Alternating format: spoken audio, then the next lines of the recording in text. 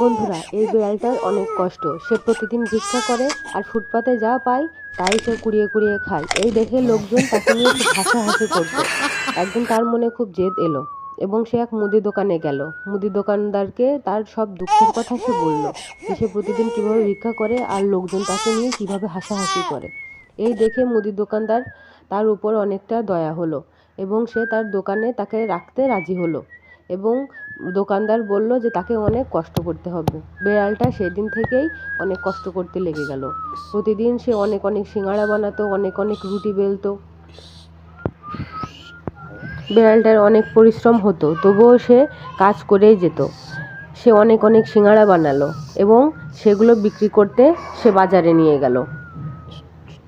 বাজারে নিয়ে যাওয়ার পরে লোকজন তার সিঙ্গাড়া খেয়ে খুব খুশি হলো এবং তার সমস্ত সিঙ্গাড়া বিক্রি হয়ে গেল এবং সে অনেক অনেক টাকা পেল। এই টাকা নিয়ে সে অনেক অনেক শপিং করলো, জামা কাপড় কিনলো। সে জামা কাপড় পরে রাস্তায় বের হলো এবং সবাই তাকে দেখে হা হয়ে গেল। এমনকি তাকে দেখে যারা হাসতো তারাও তাকে দেখে অনেক অবাক হলো।